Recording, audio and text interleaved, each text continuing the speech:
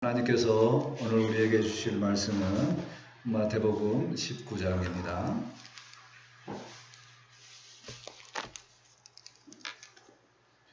마태복음 19장 16절에서 22절 말씀입니다. 신약 32쪽입니다.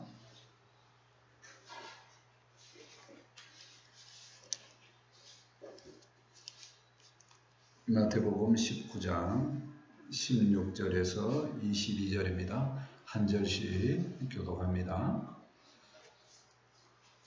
어떤 사람이 주께 와서 이르되 선생님이여 내가 무슨 선한 일을 하여야 영생을 얻으리이까?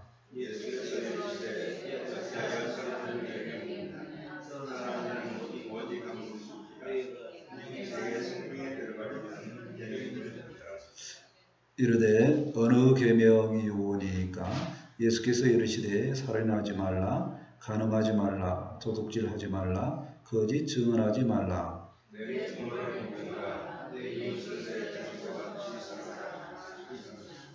그 청년이 이르되 이 모든 것을 내가 지켜서 싸운데 아직도 무엇이 부족하나이까?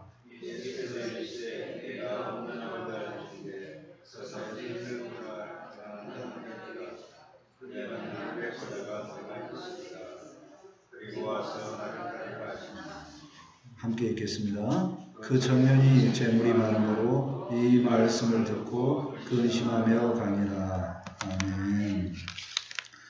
제가 주일 말씀은 쭉 이렇게 마태복음을 이제 한 장씩 하는데 오늘은 이제 19장 16절에서 22절입니다. 마태복음은 이제 후반부는 예수님께서 주로 이제 제자들을 교육하는 내용이 기록이 되어 있습니다. 그러니까 사건이 있으면 그 사건과 관련된 예수님의 교육 이렇게 보면 됩니다. 오늘은 예수님의 그 교훈 빼고 앞부분만 어떤 사건에 대한 내용만 이렇게 다뤄보도록 합니다. 말씀을 통해서 보면 청년이 예수님께 나와서 질문하는 내용입니다. 그 말씀을 통해서 우리가 생각을 해볼 것은 우리 인생이 항상 질문과 그 질문에 대한 답을 찾아가는 것이 아닐까 생각을 해봅니다.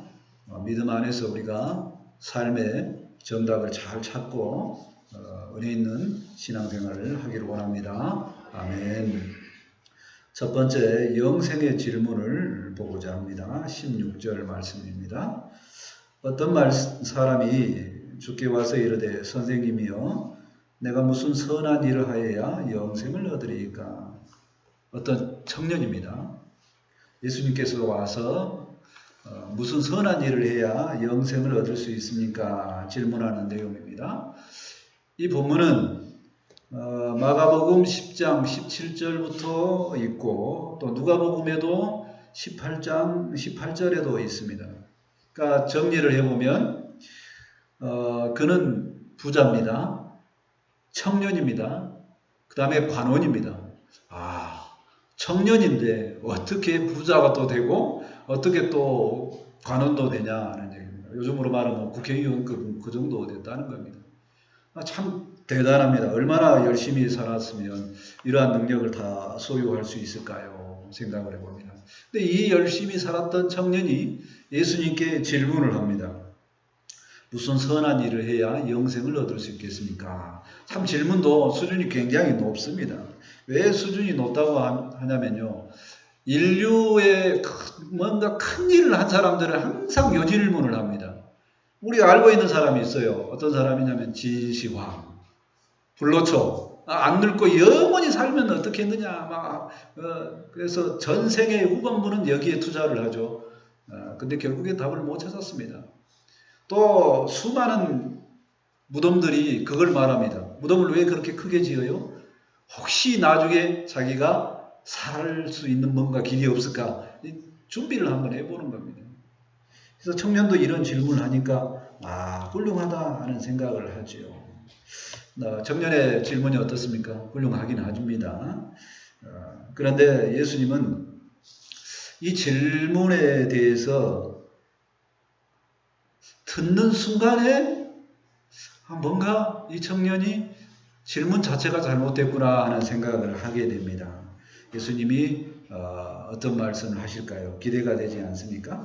17절 말씀을 보실까요? 예수께서 이르시되 어찌하여 선한 일을 내게 묻느냐? 선한 이는 오직 한 분이시니라. 내가 생명에 들어가려면 계명들을 지키라. 청년은 선한 일에 대해서 질문을 했습니다.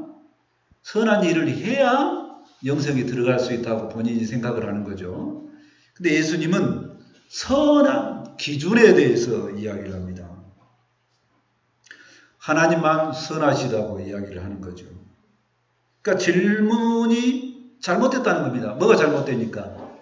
청년이 생각하는 기준이 잘못되니까 질문 자체에 오류가 생긴 거죠. 그러니까 영생에 대한 질문도 잘못되었다는 겁니다. 그러니까 어떻게 하면 옳은 질문이냐? 예수님께서 생각할 때 어떻게 하면 영생에 들어갈 수 있겠습니까? 이렇게 질문을 해야 된다는 겁니다. 뭔가 이 일을 해야지 영생에 들어갈 수 있습니까? 이 질문이 아니라 어떻게 하면 영생에 들어갈 수 있겠습니까? 이렇게 대답을 하는 거죠. 자, 우리는 이 본문을 보면 복음서에서 많이 나왔으니까 많이 알고 있습니다. 그 질문도 청년이 하는 질문이니까 그렇지만 우리에겐 쉬운 질문입니다. 우리는 이 청년의 질문에 대한 답도 안다니까요. 그래서 뭐라고 하냐? 예수님을 믿어야 영생에 들어가는 줄 믿습니다. 아멘. 질문도 거치고 답도 이미 수정을 했습니다. 근데 이 청년의 질문이 예수님께서 보실 때에 사랑스럽더라는 얘기입니다. 좋다 하는 얘기예요. 청년들은 늘 이렇게 인생의 경험치가 짧으니까 질문을 합니다.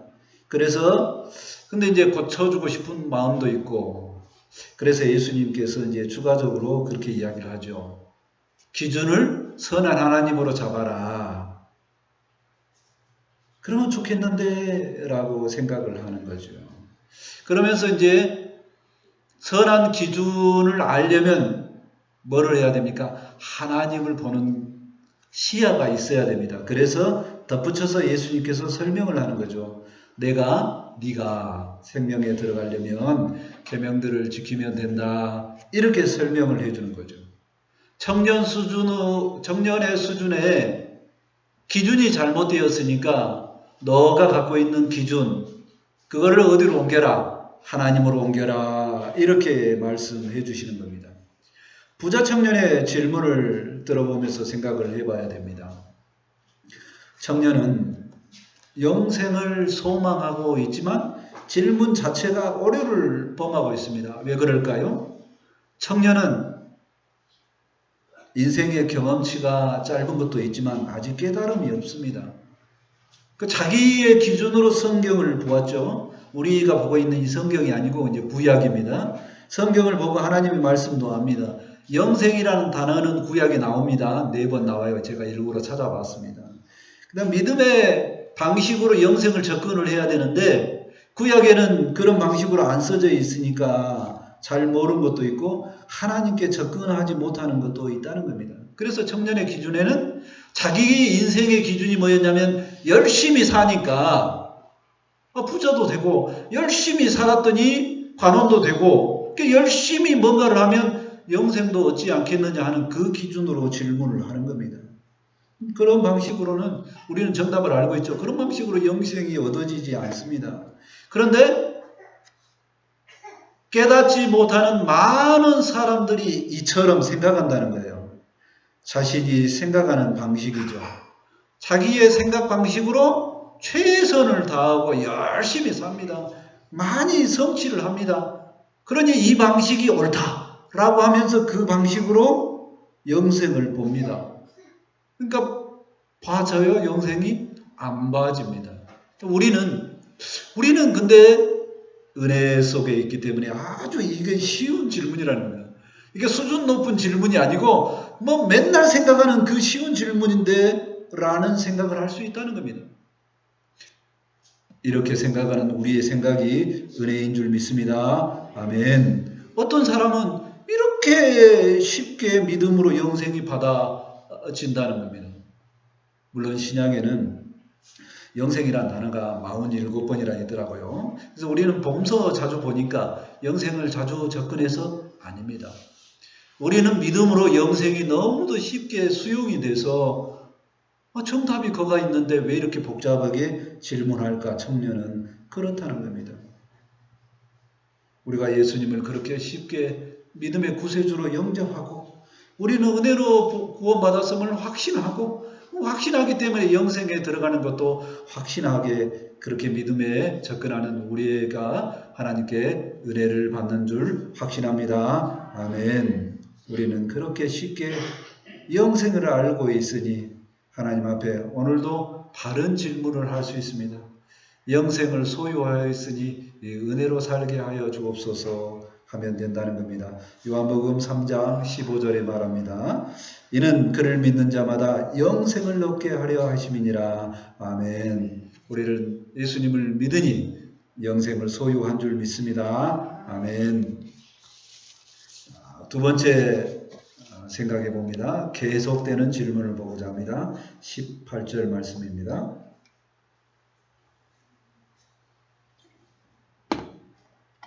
18절입니다. 이르되 어느 계명이오니까 예수께서 이르시되 살인하지 말라, 간음하지 말라, 도둑질하지 말라, 거짓 증언하지 말라. 자, 청년은 여전히 자기 기준 가운데 예수님의 말씀을 듣습니다. 그랬더니 계명을 지키라고 합니다. 그 계명을 지키라는 말이 사전적으로 그대로 들리죠. 근데 청년은 열심히 살았기 때문에 구약의 모든 계명도 다 알고 있을 겁니다. 근데 계명이 많습니다. 10계명을 포함해서 그 당시에 수많은 납비들이 정해놓은 600몇 가지의 계명들이 다 있어요. 그것까지 포함한 겁니다. 똑똑하니까 다 알고 있어요. 일종의 오늘날로 말하면 뭐 거의 법전에 나온 내용을 다 알고 있다는 겁니다. 근데 그 중에 뭐냐는 얘기요. 그 중에 영생하고 관련된 걸 자기는 못 찾았다. 그런 뜻이죠. 그랬더니 예수님께서 설명을 해 주십니다. 계명의 요약본, 계명의 원래 10계명입니다. 살인하지 말라, 간음하지 말라, 도둑질하지 말라, 거짓 증언하지 말라. 10계명을 다 이야기한 것도 아니고요. 그 중에 6번부터 9번까지만 이렇게 요약을 했습니다. 이 말씀을 하면서 청년은 어쨌으면 좋겠다? 예수님의 말씀을 듣고 깨달았으면 좋겠다. 계명을 주신 하나님을 보았으면 좋겠다. 그런 내용이죠. 예수님께서 계속 설명하십니다. 19절 말씀을 보실까요? 내 부모를 공경하라. 내 이웃을 내 자신과 같이 살아가서 하신 것이니라. 예수님은 계속해서 답을 하지요. 5계명, 10계명 추가로 했습니다. 합하면 뭡니까? 5계명부터 10계명까지입니다. 6개입니다. 공통점은 뭐냐면 사람 사이의 계명을 지켜라. 그런 내용입니다.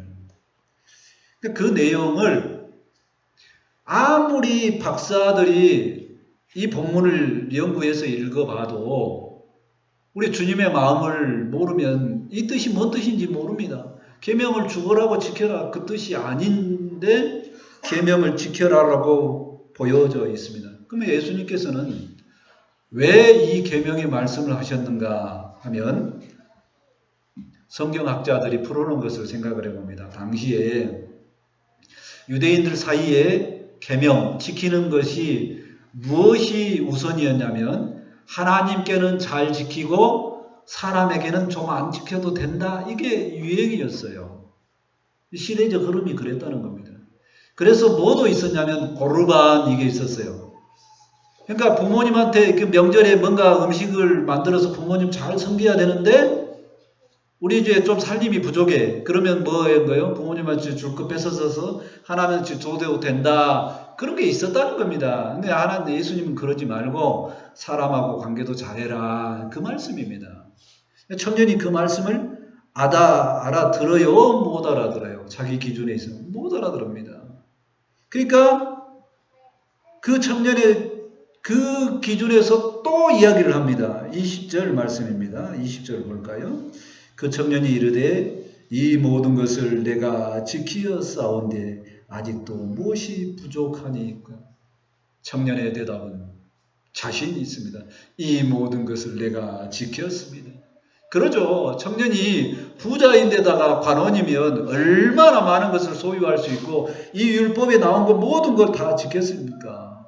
우리가 또 율법을 그 사전적인 의미로 한번 생각을 해볼까요? 살인하지 말라, 살인했습니까? 가늠하지 말라, 가늠했습니까? 도둑질하지 말라, 도둑질했습니까? 부자인데 무슨 도둑질할 필요가 있습니까?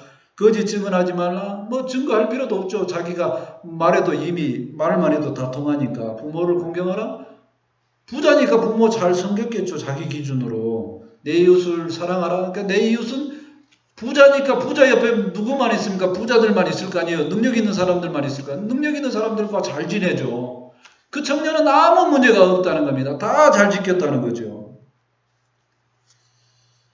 예수님께서 하시는 말씀, 그 핵심적인 하나님의 마음에 접근하는 것이 청년은 없었다는 겁니다.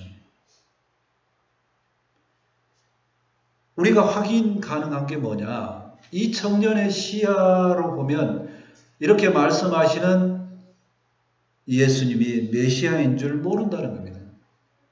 그러니 뭐라고 불러요? 선생이여 이렇게 불렀죠.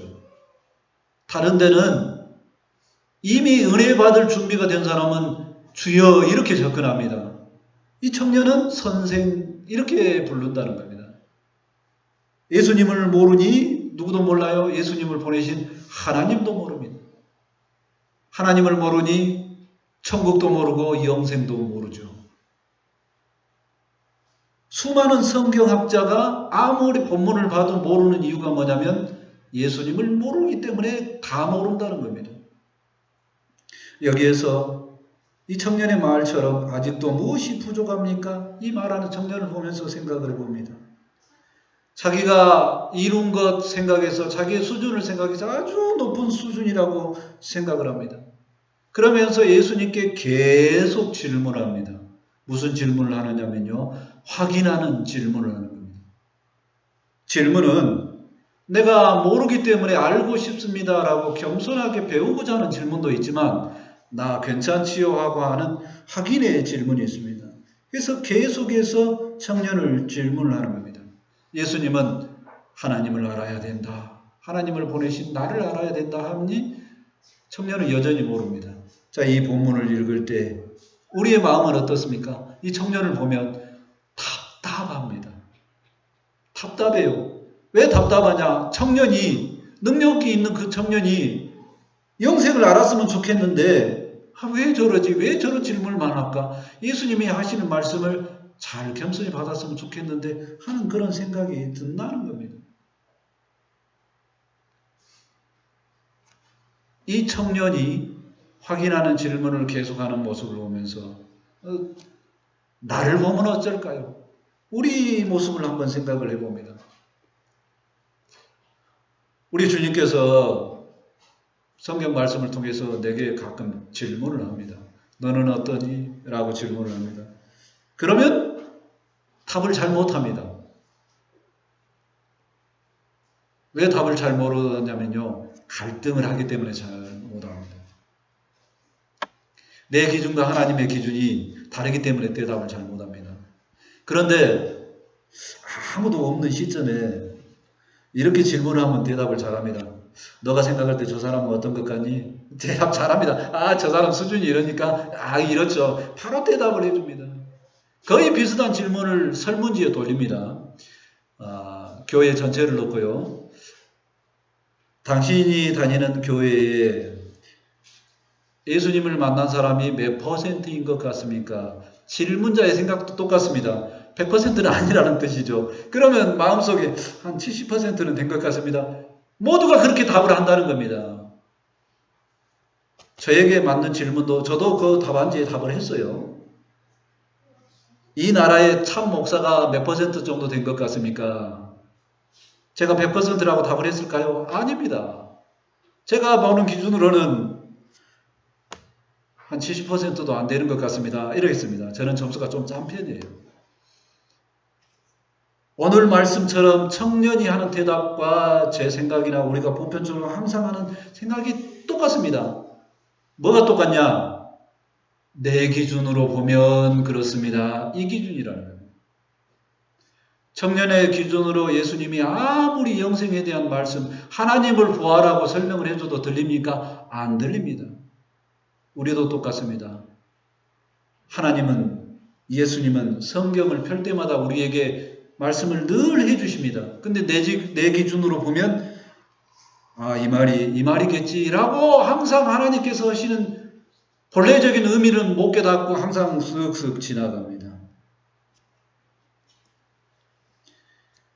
우리는 주님께서 물어봅니다. 너는 영생을 얻었니? 라고 질문할 때 내 기준으로 대답하지 않고 대신에 이렇게 했으면 좋겠습니다. 제가 하고 싶은 말입니다.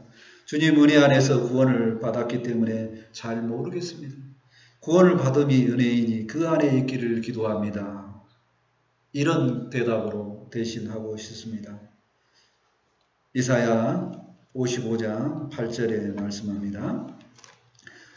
하나님이 말씀하십니다. 이는 내 생각이 너희 생각과 다르며 내 길은 너희의 길과 다름이니라. 여호와의 말씀이니라.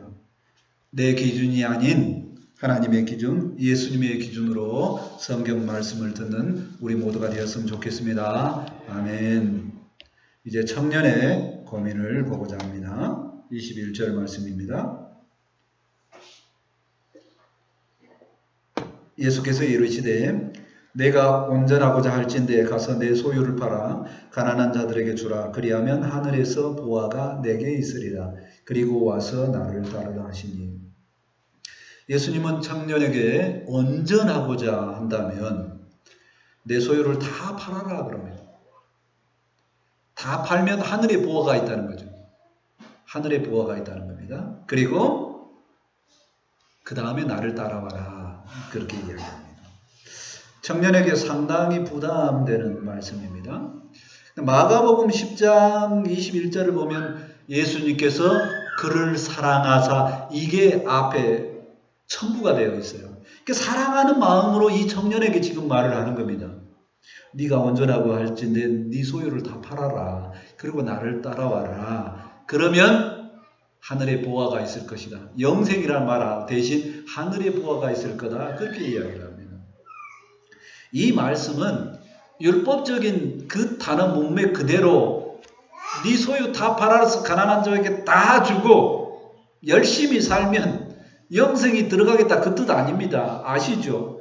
뭐냐면 하늘의 목표를 둬라. 영생이란 그 고귀한 그 단어가 하늘을 보아야, 하나님을 보아야 보인다는 뜻이죠. 내 소유를 팔아라 그러면 네가 그렇게 중요하게 생각하는 거 그거 놔야 되고, 나를 따라라. 그럼 예수님 따라라. 주님과 함께 해라. 그래야 영생이 보인다. 그 말씀입니다. 우리는 그렇게 이 말씀이 들려집니다. 그 청년은 그렇게 안 듣죠. 그렇게 못 듣습니다.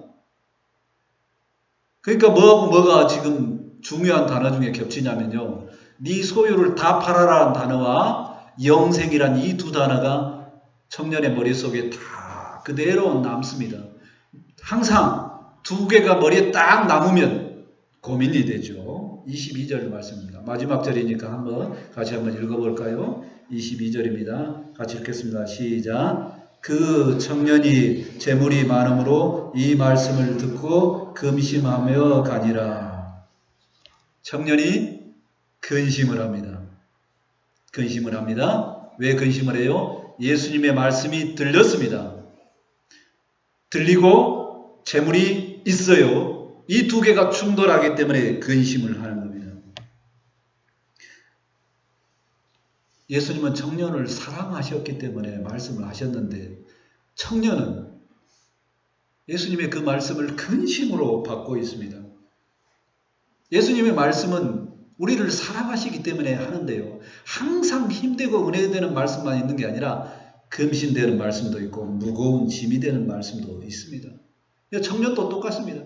그동안 본인은 하나님의 말씀을 쭉 봤는데 이제 드디어 예수님의 말씀을 통해서 온전히 자기에게 필요한 말씀을 들은 겁니다. 이제 어쩌면 하나님께서 주시고자 하신 말씀을 처음으로 그는 들었을지도 모릅니다. 말씀을 듣고 근심하는 청년을 보면서 생각을 해봅니다. 예수님은 사랑하는 마음으로 말씀을 했지만 그러나 청년은 근심으로 말씀을 받습니다. 두 가지가 머릿속에 충돌하기 때문에 그렇습니다. 많은 사람들은 천국을 소망합니다. 천국이 있으면 좋겠고 자기도 천국에 들어갔으면 좋겠다 그럽니다. 근데 이것만 있는 게 아니라 또 하나를 갖고 있어요. 하나를 갖고 있어요. 천국이 최우선적이지 않습니다. 그래서 대부분 사람들은 그렇게 생각을 합니다. 이 땅에서 잘 누리고 열심히 살고 많이 누리고 살다가 죽어서 천국에 갔으면 좋겠다. 이런 마음이 이제 보편적 마음입니다. 그런데 그렇게 살다가 어느 날 주님이 말씀을 주십니다. 주님의 말씀이 들려줍니다.